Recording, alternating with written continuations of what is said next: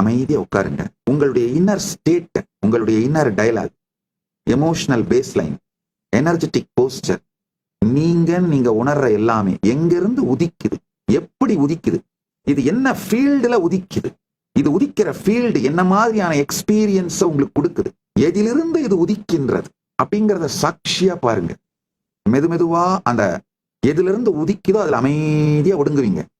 உங்களுக்கு தெரியும், இந்த உடம்பை தாண்டின ஒரு குவாண்டம் ஃபீல்டு இருக்கு. மொத்தமா அந்த குவாண்டம் ஃபீல்டுக்குள்ளதான் இந்த உடம்பே உதிக்குதுன்னு உங்களுக்கே புரியும், அனுபூதியா புரியும். அந்த நிலையிலே வந்த பிறகு ஏதாவது ஒரு கோல் உங்க வாழ்க்கையில நீங்க மேனிஃபெஸ்ட் பண்ணணும்னு நினைக்கிறத அப்படியே ஒரு இந்த அமைதியான குளத்துல ஒரு சிறு விதையை போடுற மாதிரி, விதை மாதிரி அதை போடுங்க. ஒரு தாமரை தண்டு, தாமரை விழுது, தாமரை வேர் அமைதியான குளத்துல அப்படி போட்டு விட்டீங்கன்னா அது போய் தானா அது வேர் பிடிச்சி பெருசா வளர்ந்து குளம் முழுவதும் தாமரை பூத்துடுற மாதிரி, அந்த மாதிரி இந்த அமைதியான தோன்றா நிலையில நீங்க அமர்ந்த பிறகு ஏதாவது ஒரே ஒரு இன்டென்ஷன் நீங்க மேனிஃபெஸ்ட் பண்ணணும்னு நினைக்கிறத ஜஸ்ட் அதுல டிராப் பண்ணுங்க.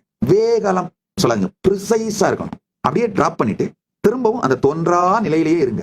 ஆசை நடக்காம போயிடுமோன்ற அச்சம் எதுவும் வேணாம். நீங்க அப்படிங்கிற இந்த மிகப்பெரிய விஷயம் எங்க இருந்து உருவாகுதோ நீங்களே ஒரு பெரிய அதிசயம். இந்த பேரதிசயம் பிறக்கின்ற அந்த எனர்ஜி ஃபீல்டுக்குள்ள நீங்க என்ன கேட்டாலும் அது பிறந்துருங்கயா, அது மலர்ந்துருங்கயா.